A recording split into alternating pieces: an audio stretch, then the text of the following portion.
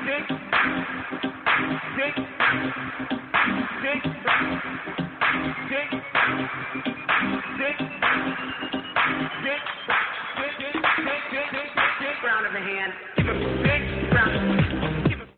have homes on separate coasts, go dive in Greece with squids. Could have been so bleeping rich, but instead we had kids. They won't smile for a photo, they won't eat the food we choose. That's why we're heading to the parents' lounge to drown ourselves in booze. Every day we're more exhausted, we haven't slept in years. They hit me in the nuts so bad, my eyes filled up with tears. And yes, we'd like to fake our death and go off of the grids, but the truth is we are softies and we truly love our kids. So join us every Tuesday night to laugh at all our pain. Evening in the parents' lounge is the cure to staying sane.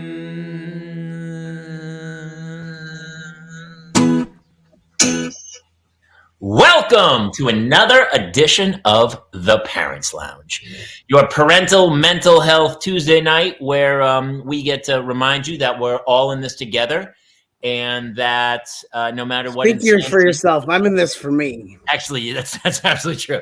And whatever's happening in your life, somebody has already experienced it and survived it. So grab a drink, come on back, and everybody, we used to do a little bit before the opener to go like, here's 90 seconds to go make a drink, but it was just easier for me to start the show.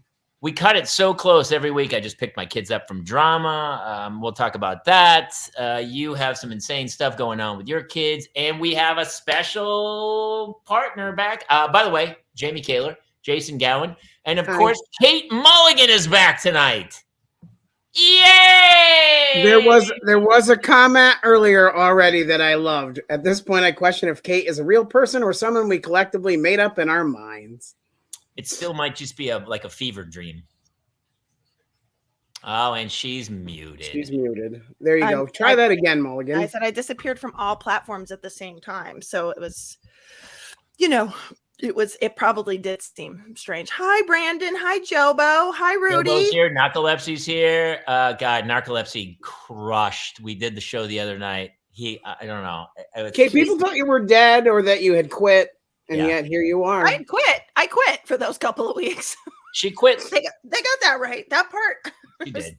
I quit. I think that's a mom thing where moms are like more so. Well, I guess some guys do it too, but people who go like, they write this big long diatribe of like, so long, Facebook. I'm sick of your bull. I can't deal with your crap anymore, and I hope you rot in hell. Goodbye. Yeah. Like 8 pages, photos. I wrote that to Kaler. I have 2 guesses on how Mulligan ended up back here. Number 1, Dickie's on strike. Yes. And number 2, the new Legend of Zelda regrounded your life. Yeah. No.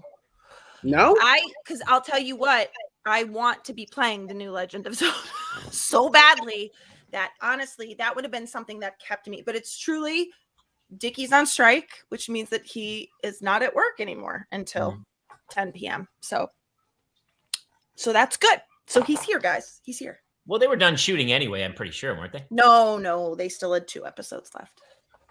They shut down the show with 2 episodes left? They didn't shut down the show. The show kept going without him. Oh. Well, great. Now it's awkward like when my dad used to hit mom at the dinner table. Yeah. So we've got a great guest coming up. We have. All right, we'll talk about. I actually was on the picket line today. Listen. Whatever happens, it's going to take a while because unless the actors strike. If the actors strike, Jamie, it's done in one day. I don't think so, but we'll see. I'm telling you, they have too much content. Listen, everyone out there who doesn't, it's like this is Gutenberg Press. This is from silent films to talkies. This is Steve Gutenberg Press. Yeah, it's Steve Gutenberg Police Academy Press. Yeah, this is like it's. Media is being consumed in a different way than it ever was, and it has changed, and it needs to be the contractual obligations between everybody needs to be rearranged. So yeah, we'll see how long it's going to hold. But yeah, so picket line. Why just one? Well, I have personally missed you. Thank you for returning. I missed you guys. No, I'm glad I'm back. I'm glad that it truly was just getting impossible it was just getting impossible these nights. And it was something that I realized I wasn't looking forward to it because of everything leading up to it, that I'm like, I'm not even in a good space to come on and do this. So Jason and Jamie very graciously gave me the time off that I needed. Jason was like, if you even want to pop in for 5 minutes some night, you can do that. Like, just gave me all of the wiggle room in the world. So I appreciate you both for, sticking by. I took a few weeks off too. And that's what we talk about. It's supposed to be Parental Mental Health Tuesday. Yeah. And I'm the one that should have taken off, but never did. We just do random mental health nights. And so. Hey guys, so I got to see the pictures of my brain today. Oh, we know that it's not the worst thing though, right? No, we don't. So I haven't announced this publicly, so I'm not trying to announce it for you. I was just saying. Well, you set it up perfectly. Thank you. Okay. So we'll roll right into it. So since October, basically since like the Parents Lounge live show in Sayre, my arms started going numb randomly for no reason, and I would stop being able to use them periodically throughout the day. And as you guys know, like we thought it was the X, Y, and Z, and everything would turn out not to be that thing, and we always thought they were victories. And so then they're like, well, we think it might be MS or a possibly white matter disease of your brain. And I asked Jason, which is worse, and I've been chanting white matter disease ever since. He told me that one was not so as bad. They did. So I go for the next testing next Monday, the 22nd. So we'll see what happens. But they sent me the pictures of my brain today. But Jason, also, didn't you get a bunch of blood tests back that confirm it, that have no markers for MS in it? Like you got 8 vials of blood back. So I haven't talked to you since. So 6 of them were no. 2 do have something. Okay. So it's undecided. We don't know yet. So anyway, I will keep all of you posted as we go through whatever this is. So anyway, if you see up in the top right-hand corner, there's like a white blotch that's like surrounded by gray. Yeah. Top right hand. Yep. That's one of the things that's the problem. Mm-hmm. I'm way too young to have those unless there's something else going on. And there's a myriad of things. Sure. It's so wild. Like your personality exists in this picture.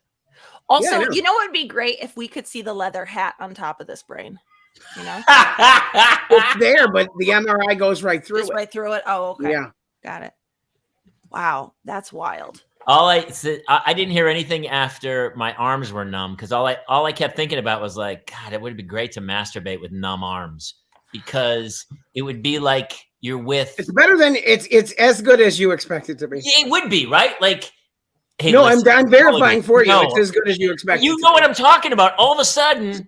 In the middle of the night, you could get some busy, and you'd be like, "Whoa, who's that?"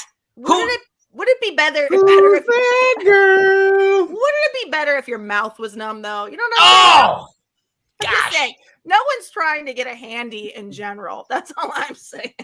Well, no, every guy's trying. Now you see that if you're a glass half full person, that's how the stroke worked out for us. Yeah, that's flexibility. That's why you work on flexibility.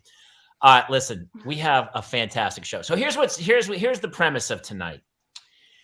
You know, this show is about talking to parents and saying, listen, it is what it is. We're going to get through this. Yes. Did I have an argument with a 9-year-old about brushing their teeth this morning for 30 minutes where I finally just said, fine, fuck it. It's your teeth. What do I care? What do I care? Yes, I did. But tonight, we're gonna look into a world that's I think a lot of us have maybe dreamed of or thought of or pictured as a possibility. And here's the deal. I think a lot of people are thinking of this world as a world of just pure pleasure. But as a parent, I'm so intrigued by the it takes a village premise that by building a village. We have a friend of mine He's a very well-known comic. He is a huge voiceover actor. He was on America's Got Talent. He does like 100 different impressions in 3 minutes. It's insane. You'd know him from Train Your Dragon 3 and many, many other voice things. But the thing I love most about him is that he isn't a throuple. He's been in an active throuple, 3 people, 2 women and him, for 5 years now. That's the way they live. We'll talk about whether you can have kids. I believe it's called being poly. Does he use throuple? He uses throuple, and here's why. And here's the beauty of it. Because his name is Justin Rupple. So please welcome Justin Rupple from the Throuple. Hey, brother. He's also muted, Jason. Hey, buddy. It's okay. I fixed it. You figured it out sooner than I did. You know, Jamie, you couldn't have done that any better. And yeah, we are a throuple because the last names of the 3 of us combined together to make that. Our partner's name, Claire, her last name is Thornhill, and Katie and I, who have been married before we got together with Claire, is Rupple. So together, Thornhill and Rupple make Throuple. So listen, here's the beauty of this show and you and everything. We're going to get into like voices and everything, but we have a live audience. So if you guys have questions about the intricacies of living as a throuple, then let's read it and we will start to go through it. Dude, go back to Do I have to be in the chat? Yes. Kate, what do you got? Yes. Sorry. Yes, Yes. Kate, Thank you. please. Thank you. So I have a friend who's poly, and so, which is, I think, very different than a throuple in the sense that she is with either her boyfriend or her husband without the other one being present, and there's like a schedule. So she's like, "Oh, I'm with my husband this week. I'm with my boyfriend this weekend. Da da da da. Can I bring either my boyfriend or my husband to your birthday party? Yeah, no problem, whatever." That sounds very different than your scenario. Yeah, yours sounds like court mandated community service. That's terrible. Well, it just is. It sounds like in Justin's case, the women also are together.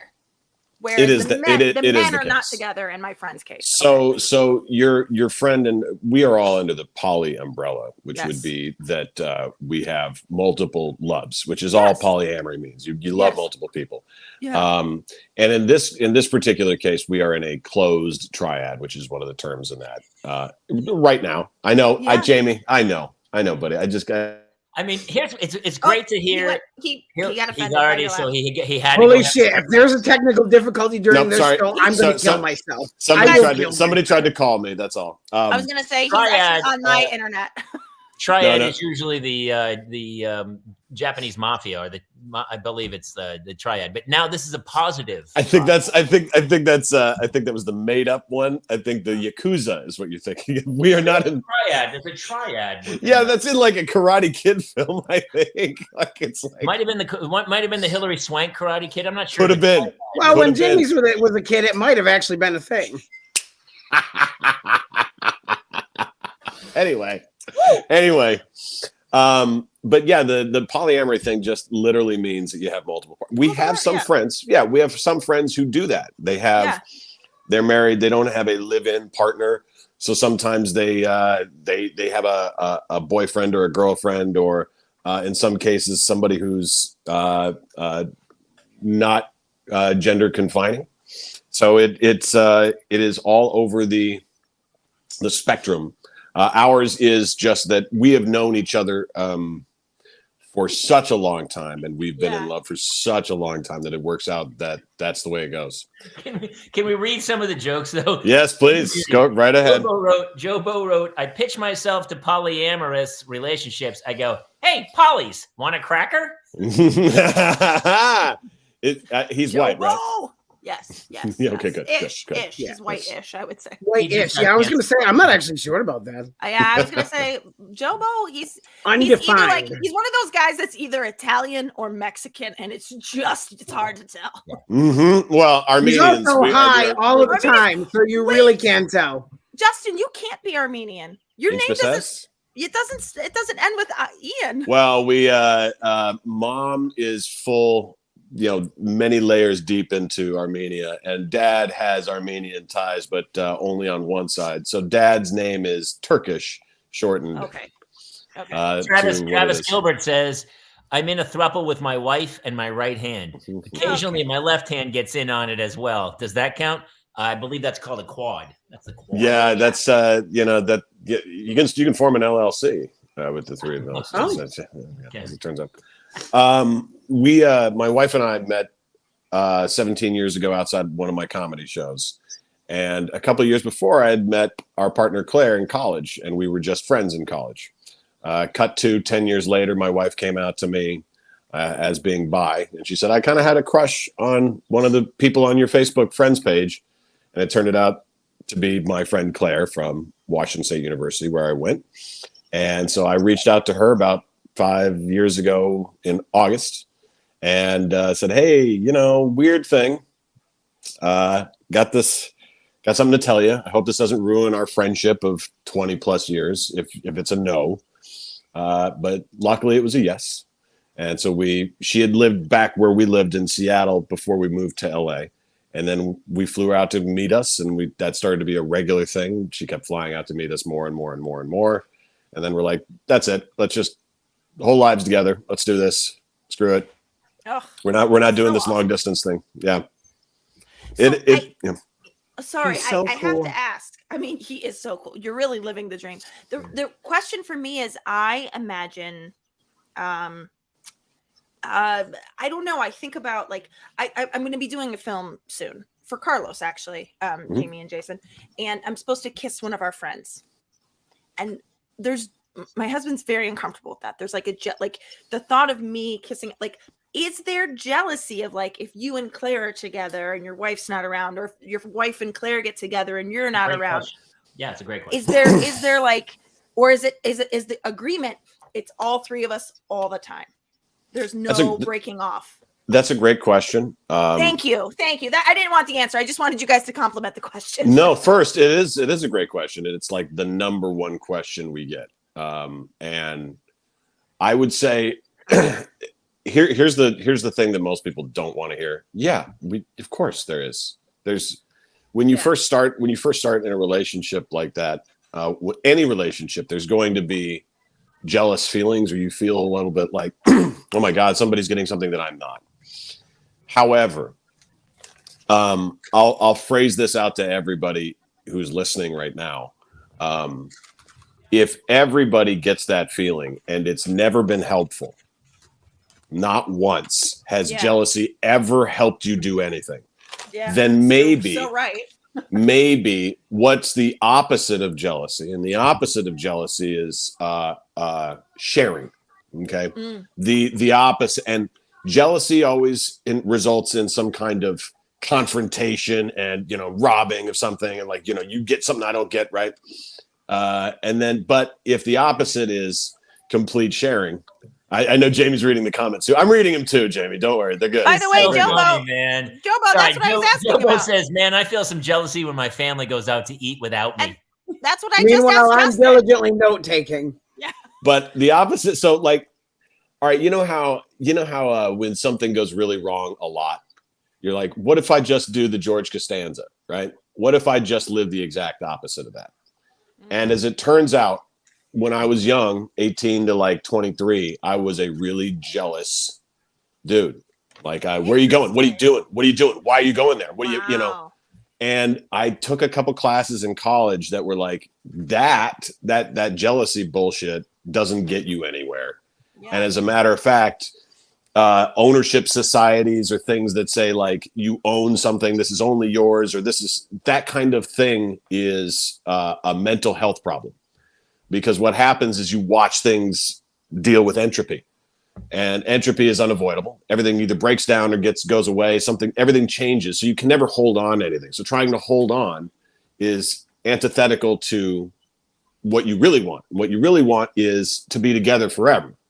That's what you really want, right? So if saying, where are you going? What are you doing? Pushes somebody away, then the opposite is somebody pulling them in is saying, whatever you want, I'll get it. We'll get it. We'll find it together. We'll do whatever. That is the antithetical of jealousy. So once you have to figure that out, and then, but it's really tough because you have to fight against that. Because look, there's no doubt that there's, that's the part of you that your brain goes, yeah. But then some point, and Kate, here's the funny thing is that when it comes to like acting or kissing somebody in a scene or having to see your spouse see that, there's a part of me that switched over that went, wait a second, of course somebody wants to kiss my spouse. My spouse is very pretty, And then afterwards, we both agree on something. Oh my God. Yeah. Spouse she's really pretty. Good kisser, right? You don't get to spend the rest of your time with this person. But for right then, for a moment, you got to, yeah. And then I can look at that guy and go, see, that's what he's like. Yes, you're very lucky. Dude, I was always amazed when guys would get, like pick a fight with somebody who was like, kind of hitting on, not overly hitting on your wife, but obviously like looking at you. It's like, I want, I'm like, I've gone out with very attractive people. And I'm always like, yes, of course. I don't feel jealousy because if that person doesn't want to be with me, I don't want to be with them. Right. So I remember breaking up with somebody and she was like, when somebody fights it, they're not going to break up. I'm not breaking up with you. And you're like, why would you want to be with someone who doesn't want to be with you? Yeah, that's it goes back to that comfortability of but it happens so often too. Yeah. What, that Jamie breaks up with someone? That happens so often. Those days. No, I used to think that when I was younger and just hopped up on testosterone in the gym every day and just thinking, like buddy. I mean, you can live in your mind. You can think, I can be on the top of the mountain. There is somewhere I can be the best or something like that. And that's kind of the way modern marriage feels. Like I found my ultimate partner, right? And then it's a battle against the forces. Who's coming to hit on them? What, and then, but that is so the world against you. Mm-hmm. That means anybody who hits on your partner, anybody who winks at them or gives them a 20% off deal is a threat. Nah, that's a recipe for constant fight. One thing, we're wasting your skills because somebody. No, I need about 1 million more questions answered. We have so many questions, but we need to do them in a different way because Justin has a gift that none of us have. So when I say to you, as an impression, say Jeff dance, Goldblum, monkey, dance. Yeah. Say Jeff Goldblum's in a throuple. And somebody's hitting on his women, how would he respond? Right. Well, first, I don't know if you've seen the ladies, the fairer of the sex, but everything is a spectrum. So first, I would say, sir, gentleman, monsieur, I like your taste. May I talk with you chit-chat for a second? Exchange quandaries. Your fine fair partner, great. Mine as well. How about tit for tat, a little salsa? Right. He always does do that, cat. He does that crazy cat. He has to. He and I have met a couple times, and he does a trick with every single human being he meets. He'll say, so if he's if we've never met Jamie and you're meeting Jeff, he'd be like, I'm sorry, what was your name? What was your name? Say, what was your name? Jamie. Jamie, and last name, what was it? It was Kaler. Kaler, as in Kaler. Right? Yes. As Kaler. Kaler, yes. Right. Yes. I've heard of you. Yes, that's right. And he does it with everybody. Can I tell you something? He was my boss on Will and Grace. I played Jeff Goldblum played my boss for an entire week. Dressing rooms next to each other. And can I tell you, he did that exactly. He did that to me. He did that. Jamie. Oh, yes. Kaler? Yes. Hey, Kaler is that more than familiar with your work. Yes. Part of me kind of bought it of like, Jeff Goldblum knows who I am. Like, bro, my little throuple and I, we kind of jumped in front of him at one of his jazz shows, and he was asking around, any questions from the audience? Anybody want to ask me anything while we're here? And my fiance goes, yo, right here. And he goes, yes. And she goes, he does an impression of you. And he goes, and I handed the microphone. And so I just start talking kind of like him. And he goes, what was your name? And I said, Justin Rupple. And he goes, Rupple. I know you. And I went, right. And he goes, no. I reviewed one of your impressions of me for a online magazine article. And I think I saw you. And I went, right. 3 weeks later, Vanity Fair releases a video of him watching my video in the car on TikTok. And the review of my impression of him was, he goes, I don't think I would be that catty, but the words, he's got that. And then he goes, I like how he's discovering in the moment. He's got a kitten about something. He's got a kitten about it. And so I saw him a couple weeks later. I was flying to New York, but I was connecting in Houston, and I was on an American Airlines flight with him, and I see him in first class, and I lean down and I go, Mr. Goldblum, and he goes, Rupple. And does it like that, Rupple, right? And I go, yes. And he goes, yes. And I go, yes. And so we just, the fact it was just, dude, he loves his celebrity status. Like, he's Oh so my good at God. it. He owns it. Yep.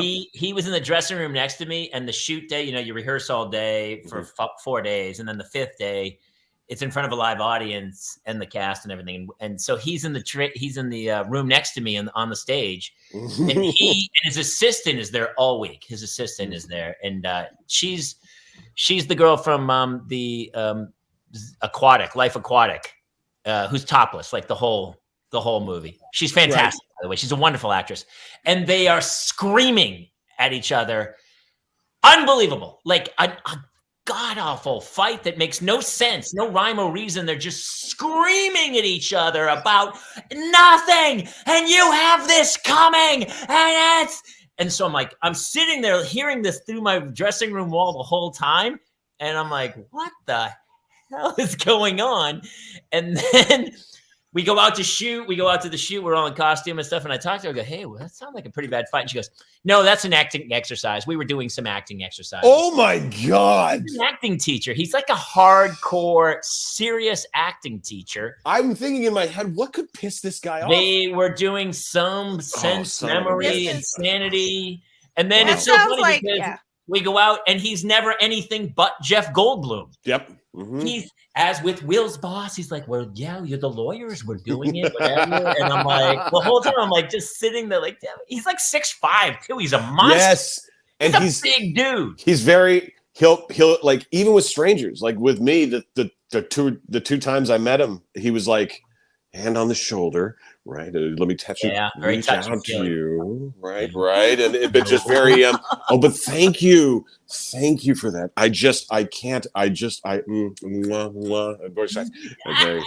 So Greg and Dana Newkirk who've done our show a bunch of times, they took him on a Bigfoot hunt for Disney Plus.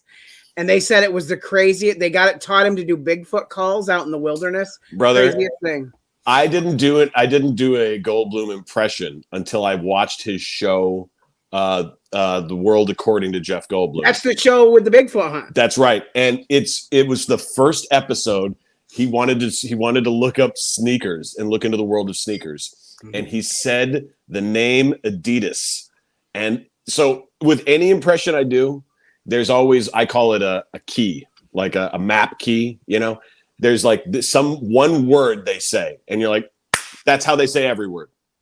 And then you apply that little key to every single word. And you'll notice I'll say that word as the first in to every single impression. So his word was Adidas, and he said it Adidas, like the name Adler, Adi, Adi, his real name, Adi Dassler was the name. Adi Dassler, right? Adi But he goes, we're going today to see Adi Jazz. And I was like, that's it.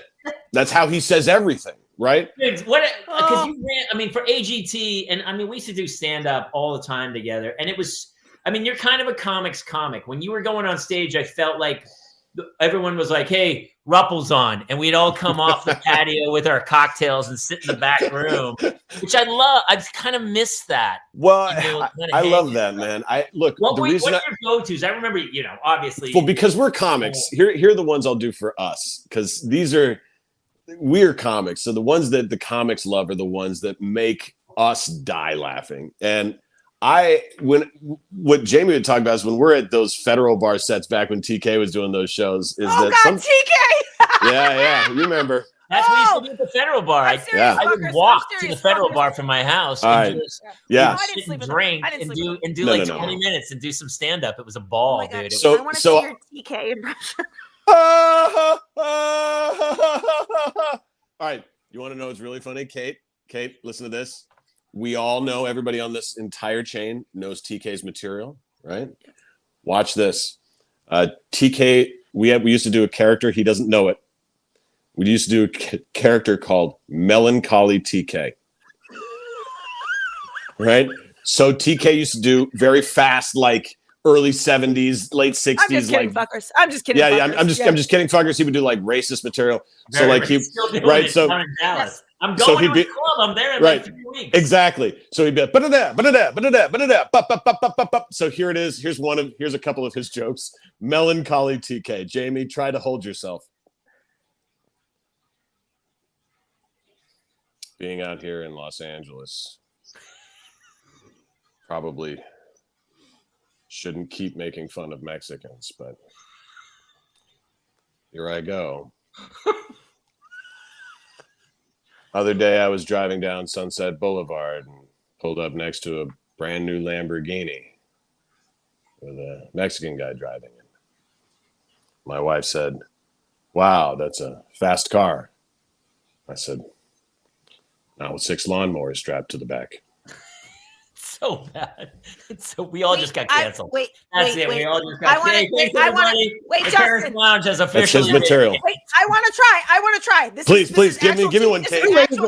Give me the Kate one. This is actual TK material. Yep. And it has to do with Armenians, and I'm sure you remember this one. Yes. Yep. Here goes. I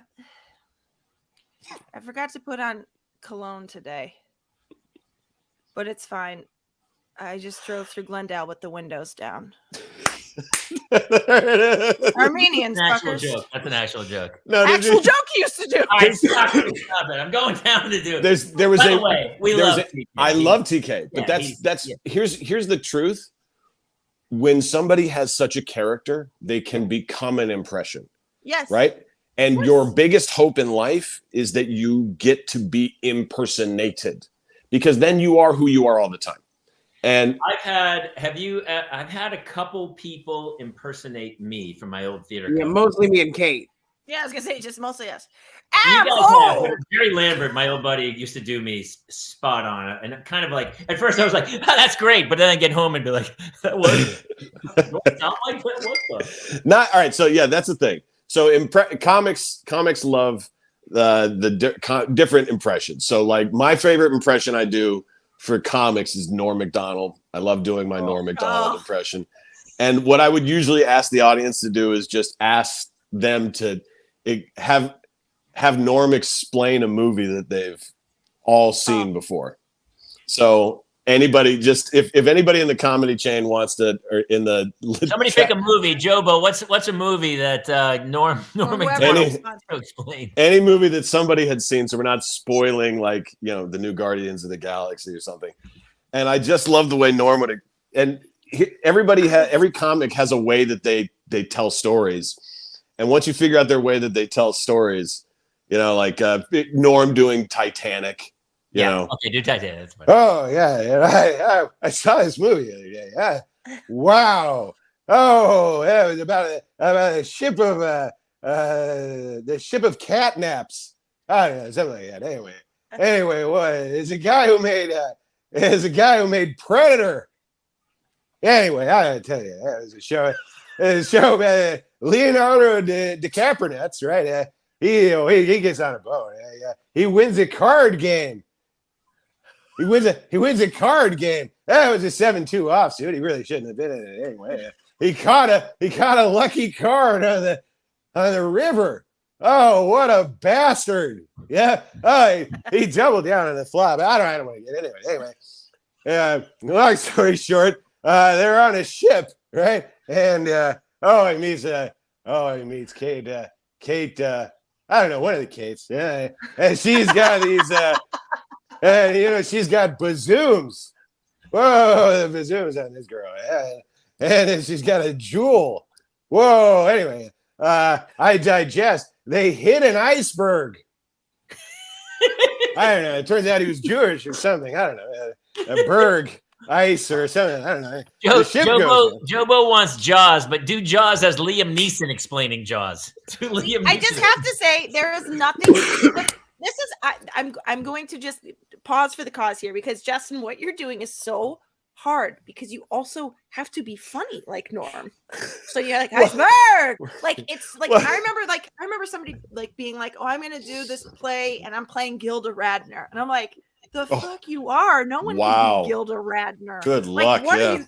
Good luck. And that's Norm Macdonald. Well, you see people do impressions and they just do actual lines from the real movie. Yeah. Right. Like, that's what I'm saying. Great impression. But to be able to do that as a comic and then your own the jokes or everything. Yeah. And then I will say I've been extremely lucky in my little meandering career to meet some of these people. So like the ones you picked, like Liam Neeson or Norm Macdonald, I actually spent time with those people. So those impressions, when you know somebody, Liam Neeson, I shot a movie, right? So Liam's voice is like he's so funny, but he's so straight. So you like it'd be if he was describing Jaws, he'd be like, I saw a film the other day. I haven't had much time. I don't know if you've seen it. It's about a giant fish. Have you seen? No, it's not about Nemo. Turns out this fish was rather angry. It had its own vengeance. I know why. Jaws was the film. They were on a boat. I don't want to tell you. It did not go well for them. They go out into the sea. And I've seen some sea films. I've been on films where they go out to the sea. It's not good. This one does not turn out good as well. This one does not turn out as well. It turns out, first they see a shark. And it's a big shark. But that's not the shark. Turns out that's a much bigger shark. 25, 30 footer. He comes on him. Oh, it's a large shark. And they need a bigger boat.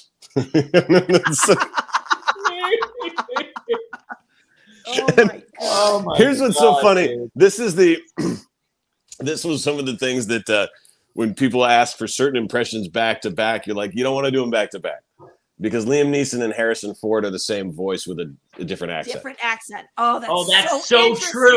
Holy cow. Watch me take away the Irish accent, and I'm doing, say, here's Jaws Ford described as Harrison Ford.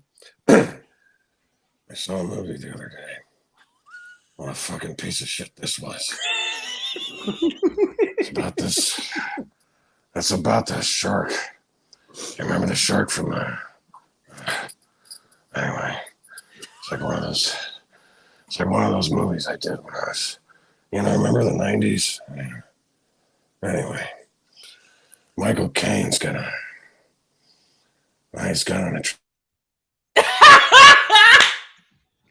He got a call at the right time.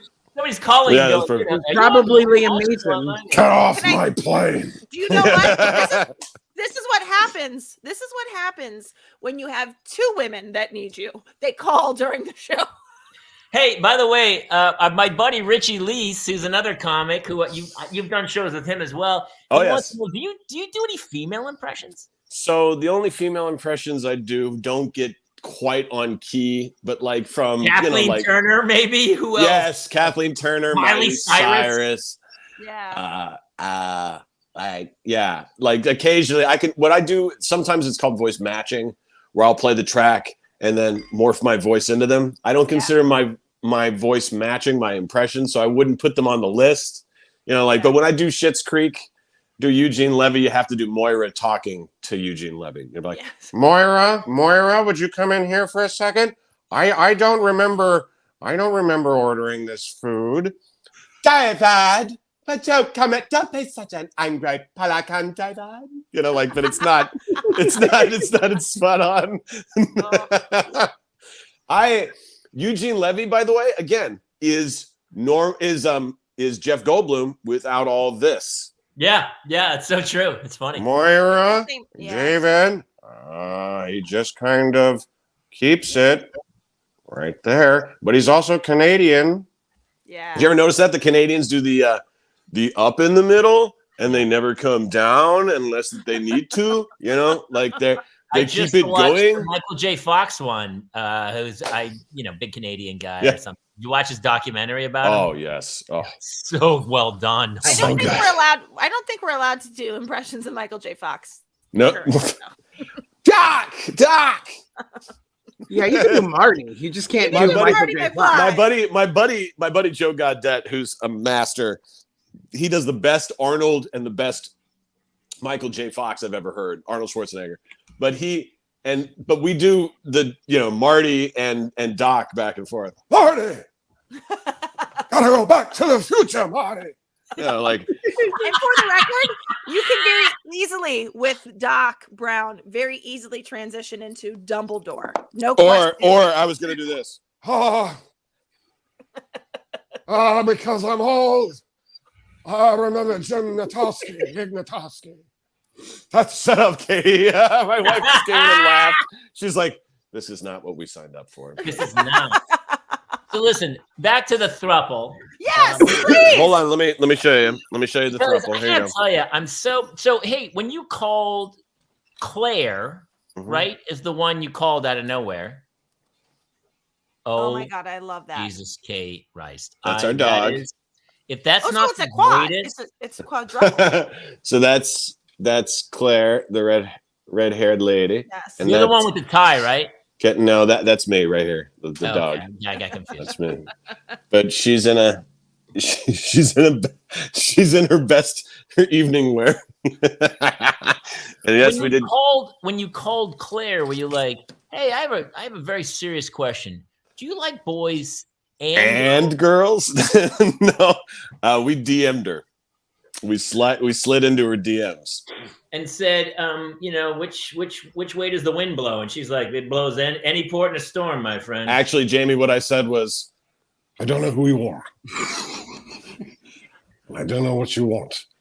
If you would like to have both partners, male and female, then I have a very interesting proposition for you. Yes. Like, I'll sign anywhere. So hit Here's a parenting the podcast. So- DMs. Okay, hit the DMs. Then what was next? so. You have to have a good impression. Sorry. Well, here's the thing: is that Katie and I had stalked Claire over the internet for years and watched and been like, please, don't get into a serious relationship. But we're just watching from a distance, because we're like, please don't, But after the pandemic, or not before the pandemic happened, we were just like, we had lived too long in the, waiting for answers and waiting for, because, actors, comedians, it's always somebody else giving you the break, like, that's it. We've had enough of hoping and waiting. And, so Katie finally said, either you send her a message or I will. And I was like, oh God, I don't. Do the two of them ever get together and go, "Hey, Justin, what do you think about another guy in this? And why don't we make it a quadruple?" So truthfully, if someday I wake up and that's what I am suddenly attracted to men, then we're going to go do that for sure. The answer that not everybody wants to hear, because they want to keep the fantasy up, is absolutely. If they have somebody that they meet that they want to go on dates with, or something like that, then absolutely. He calls it a quadruple. A quadruple, yes. Quadruple, yes. It's so good. Everybody is on point. The marketing, you can tell the marketing people every time they talk to me, because they're like, go, Jerry. But the truth is, a long time ago, I realized that if I go into what feels exactly opposite of, you have to steer into that. And it is a weird feeling to be like, wow, somebody might go on a date with your partner, but yeah, I know, but that's part of the Dude, if you had kids, you would be the coolest dad at school. Maybe that's why God was like, don't give him sperm. I don't. It's like we tried. There was a time in which as a couple we tried. Do you know how much easier my life would be with twins if there was another set of hands in this fucking place? Well, especially another woman's hands. If we're right. People give the Mormons grief, but a lot of me is like, hey, that actually, we're gonna go out, you stay home, or you guys go out, I'll stay home. It would really help to have that third person. I won't mention who they are, but we have a lot of friends who are just like that. They were friends. They were a couple with kids, and they got more than a couple kids, and they found out that there is a lot of people who live in this. Look, we're not going anywhere. I love you till the end of time. A lot of people. Yeah. And and so, but they found other couples who were like, yeah, we're doing the same thing. And I know that as a quad parenting group, their time together as a community is really cool because the kids get to spend time with each other and they all like each other, and there is no jealousy and time away. Dates are had and they still see their parents, and it's not secrecy and all. It can be like that, but it requires an open, honest look in the mirror. And that's the part that's scary for a lot of people. When my wife wants to go out and stuff, a lot of times I'm like, hey, why don't we call some of the other parents and put a group together? Because it is kind of more fun, because otherwise the two of us go out, we sit at dinner. Mm-hmm. We don't really have a lot to talk about because we've been together 24 hours a day the whole time. So we end up eventually scrolling my wife scrolls photos of the kids, and I'm like, and I just start drinking, and I'm like, what are we, and then whatever. So it's fun. It is fun to bring another group along to be to bounce your life off of. And it is just, you get to share. Misery loves company, and comedy loves characters. So if you're like, what happened this week? Oh, let me tell you about my kids. Oh, and then that couple partnership. Yeah. But again, that's tough because now you both have to get babysitters and stuff. We have one group of friends who has a partner in it. They are a throuple, and they are extremely good at taking care of the lot of kids because there is a lot of kids, and they're like, yeah, we're totally open because we don't think we can do it without 3. I don't know how you guys do it with 2. I don't know how anybody does it with other parents where we go, hey, you got the kids, and then we got the kids.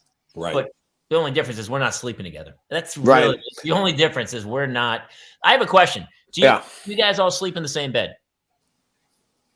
Yes. And follow-up question. Is it a twin bed? Is it a twin bed? Follow-up question. So we can the smallest bed that we can all fit in and have one night is just if you're on the road, we can all tuck into a queen. Yeah. For one night, but we're all about the same height.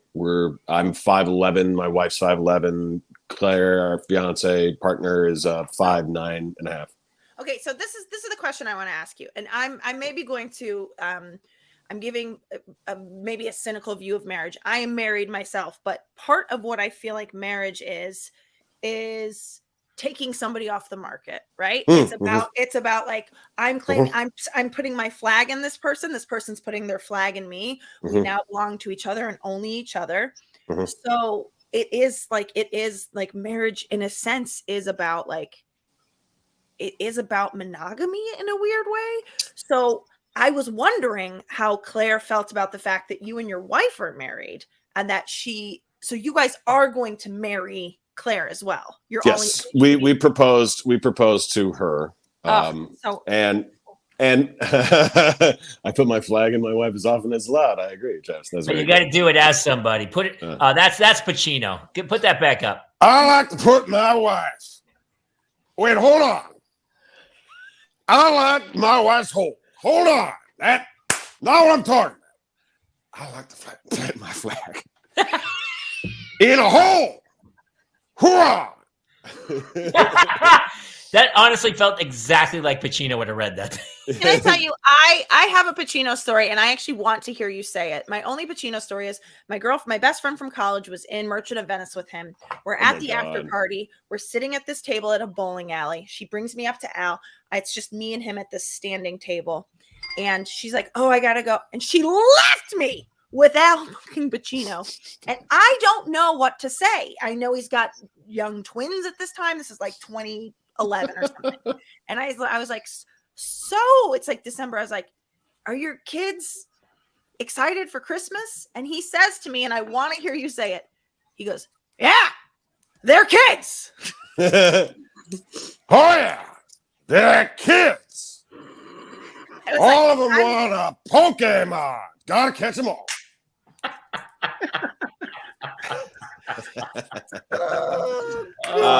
Dude. Here, so to answer your question, Kate. Yes. So here's, I'll answer your question with another question, right? Yes. I've done a great stand-up set before in a town, right? And been like, man, this particular club, man, when I'm at this club, I sell it out. Yeah. They come out, and man, every time I'm there, I crush for an hour. It is my stage. It is my stage. The next 10 shows, the next 10 months, they won't sell out again. It's my stage. But you also know that the only reason you get to know it's your stage is because there are other shows. Yeah. And so when you're like, I stick my flag in it. Okay. If I tell you that my dog loves me and it's always on a leash, always, then you're like, okay, great. You're right. It does. You ever let the door open? You ever let it off the leash? And when it runs away, does it realize, boy, I'm too far away from the thing I love? And I come back. If you're really good to your partner, when you say you don't have a leash, then quite frankly, what happens is they go, yeah, I know. And I choose to be here. And that is kind of a mentality that it is built into the, man, I understand I might not be everything all the time, but I know I'm your primary. You know what I mean? And that is well, I guess my question then to you is, because I do view marriage through that lens of like, oh, it's about taking the person off the market. So why do you guys want to get married? Because like it seems like you're pretty fluid. Like you're gonna marry Claire, but it also seems like you're open to the fact that like there may be 7 more people in this by the time I die, because she never got the cool parting. Yeah. Okay. Marriage is just like any relationship is whatever your relationship is. I mean, I know that some people get up in the morning and do the crosswords, and some people go running together or work out together. So you get to decide what that is. And when it comes to something like this, in our word, marriage wouldn't even be by the government's terminology, because that would make us, polygamists. Oh. But it is in our terminology. Is that illegal, by the way? The reason that's illegal, quite frankly, is because marriage as a doctrine was about ownership of people and land. And when it was developed, and the marriage contract and so forth was a passing down of female birthrights to families. And the way that patriarchal society arranged itself was to erase the female of the species until the primary male, the alpha males, would rise up. What you essentially have is alpha males eliminating family names. What's your name? Nah, not anymore. It's gone off the record books. That's funny, because in the last duel, which is like the 15 or 1600s, she claims rape. But rape's not a charge. Rape is actually a crime against the other dude's possession. That's how they try it. They try it as a possession. You hurt my possession. It's not about the woman. I mean, they got the vote in what? 1972. I don't know. Suffrage was suffrage was the 1910s. Yeah, 1910s. And it was about property. It was property ownership and a game of Monopoly. Yeah, and sticking flags into each other. Yeah. Yeah. How did we come out to our parents? It was my family. My mom and knew Claire because she was friends with Claire. Claire was just one of my buddies. And so my family, she would be supportive of my career and come out and be nice to my family through the years we had been in the same neighborhoods. So it was pretty easy to be like, hey, you know that girl that you really like that you always kind of hope found somebody? Well, she did. She found two people, and my mom and stepdad were like, yay! And most of our families were, because we have separated families. My mom and my dad separated. My dad took a few minutes longer, but he just, again, he and his, they're just like, yeah, fine, cool. Okay. This kid was jealous, man. He's like, why didn't I think of it? Some of us are like, why didn't I think of that? That's a really well, this is my other question, which is how, like, I feel like probably the general response is a very machismo up top, buddy. Like a real, like, and I bet that drives you crazy. It's not great. I hate that a lot. Yeah, I was going to mostly, say yeah. Because this is truly the way it is. No one's in charge. There is no, and we want it that way. Yeah. Everybody has a strength in our household. We even give ourselves little nicknames. There's the hold on. Okay. Facilitator. I'm the facilitator. Planner. Claire's the planner, and Katie's the organizer. Or what? Shoot. Yeah. Nah, that's funny because now they put on the spot. Everybody has something they do, right? Yeah. Like, for example, if we go out to a restaurant and we're going to go check on a table, Katie's the one that goes up and talks. Oh, nice. Claire and I sit back, right? Yeah. If there's a problem with the food or if there's a problem at the airline, Justin goes up and talks. Yeah. Okay. If we want something for free, Claire goes up and talks. Yes, Claire. Now, there's a very different feel to that free things there. And that organizes itself very easily in a lot of stuff. If we get some news, Katie will go, hey, all right, so then this needs to go over here, and this needs to go over here, and this needs to go over here. Claire, and she'll go, I've already written it down. And I go, and what am I supposed to do? And then it's kind of I'll go do that. And then it's, think of it like the first time you ever had a sleepover and it was 3 people. And you were like, oh man, tomorrow we can get so much stuff done. We'll do this and that's how it is every day and night is that we wake up and we're like, oh my God, how'd you say? We're good. All right. Well, what's the game plan? Yeah. And it is a very group mentality that way. As a traditional married couple, we have a very similar relationship where we have roles. Mm-hmm. As the husband, we do exactly what we're told. Mm-hmm. I don't know anything else about the relationship. That's just what happened. It feels right. It is. I didn't even know there was another way until just now.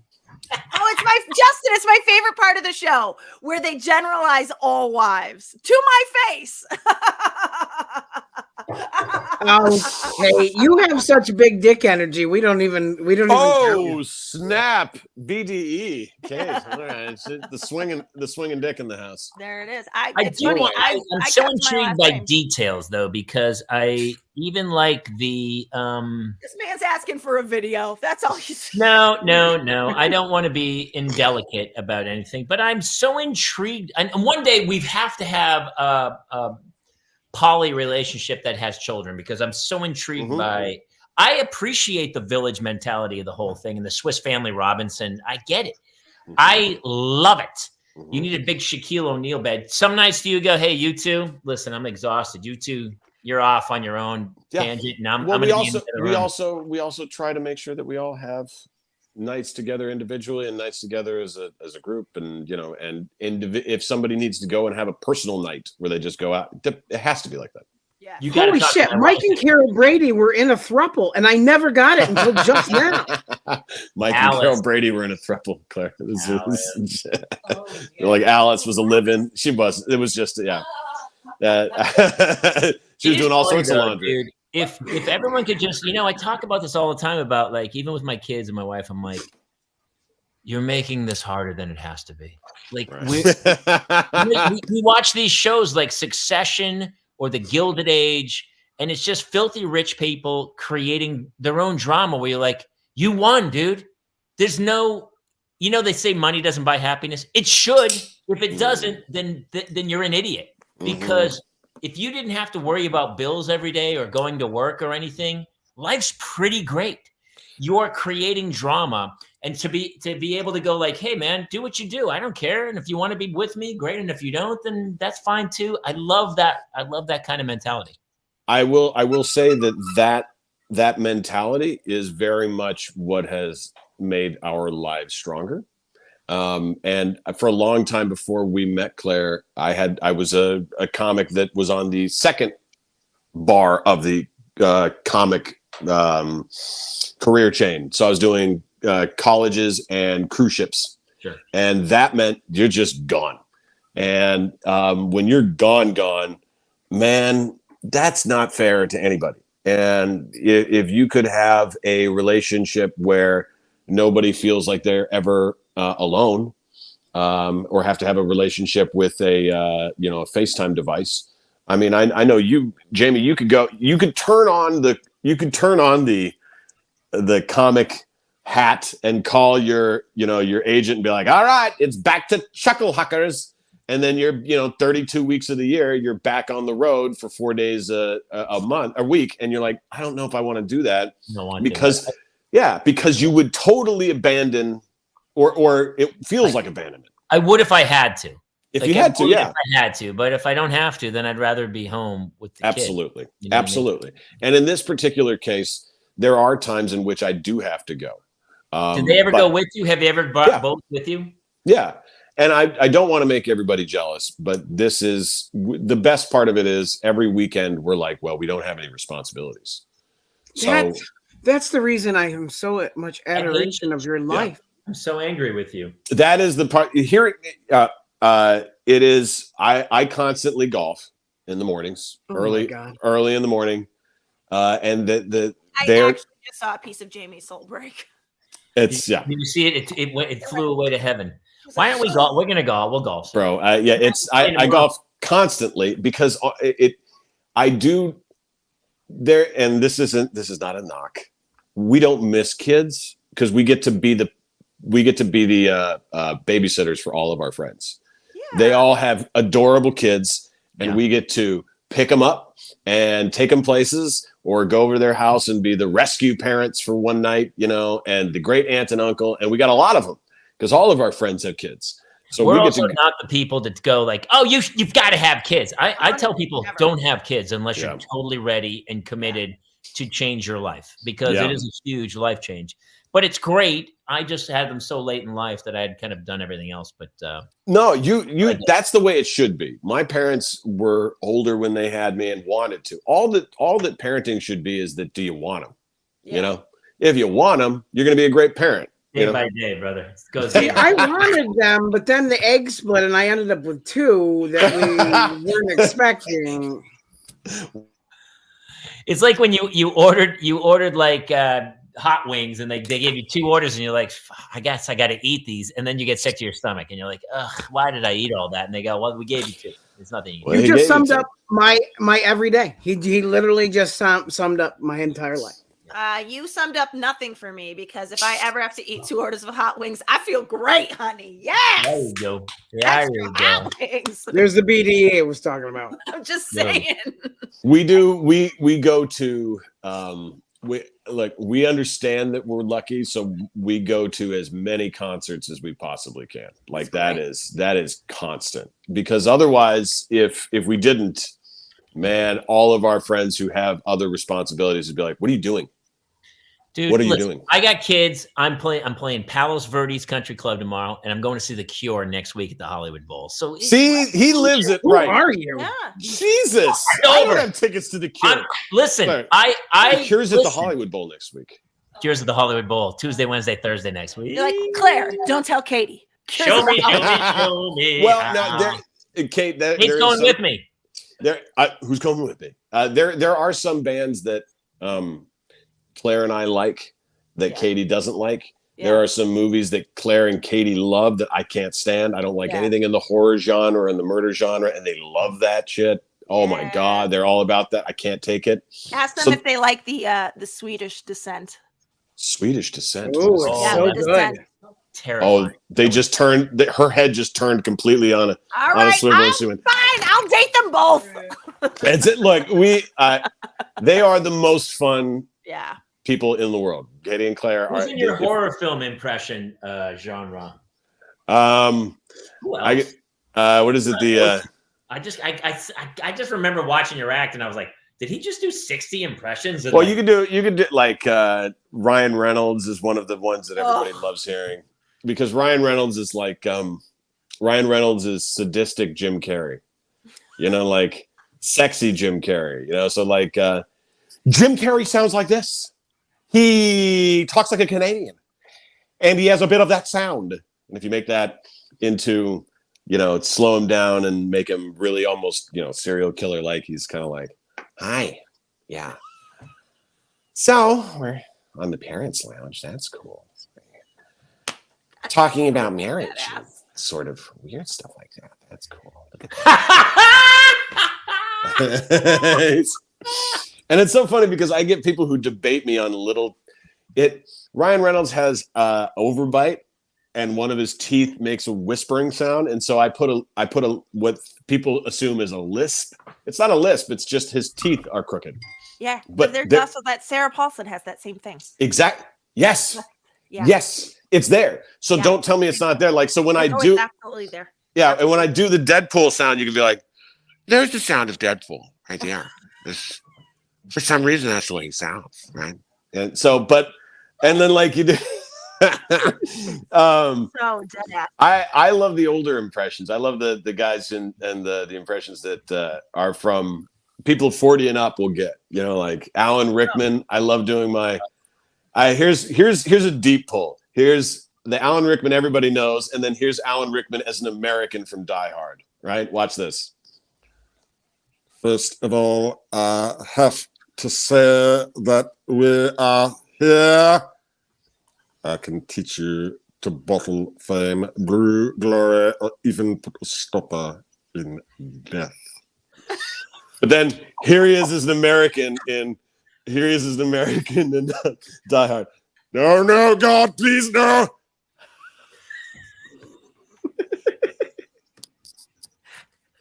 That's it. Oh my God. That's the stupid. Oh my God. Oh no, God, please, no. Oh my God. That, Justin, can I tell you, before I sort of got more into impressions and stuff, the only one I ever would do was Laura Dern from Jurassic Park. And it was just this. Alan, run. Run. Run. That was it. That's all I had. God. All right. So, Kate, here I'll do like 4 or 5 where I only do like a word or two, right? Yes. I can only do Tom Hanks yelling. Okay. Here it is. You ready? Baseball.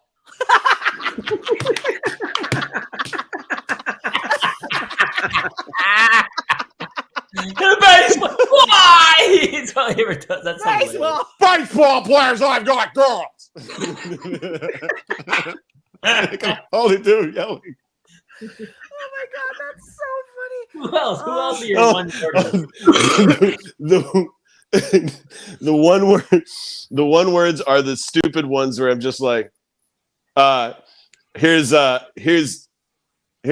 Chappelle laughing. Ah! Ah! Ah! Ah! Ah! Ah! Ah! Ah!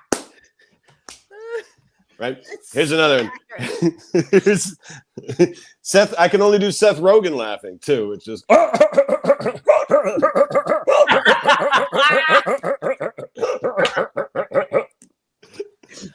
Oh my god. The other one-word ones are just like, oh shit. Hold on, let me think of what are the one-word ones, Bean? Do you remember? I gotta tell you, Justin, I feel like the setup for all of these is like, hey, do you guys want to see some impressions? Like specifically, do you want to see Tom Hanks yell baseball and then Dave Chappelle and Seth Rogen laugh at it? Yeah, here you go. Here's Keanu Reeves in 2 words. These are the only 2 words I can really say as Keanu, right? I know. That's it. I don't know. Well, you can't do FBI. I'm an FBI agent as Keanu Reeves. I am an FBI agent. So Pretty spot on, actually. it's whisper with the a lot of the impressions. If you just do the one word, it's so funny to me. Like because that you find one phrase and then you get it and then you're like, oh, that's it forever, you know. But every one of the impressions I do started off with one stupid word. And it was like for Obama, it was Buster. And it was from one of his speeches where he said, my mother used to wake up every morning because she had a job. She would wake up and she would do my math homework with me. And I would say, Mom, you know, I really hate this. And she would look me dead in the eye and she would say, it's no picnic for me either, Buster.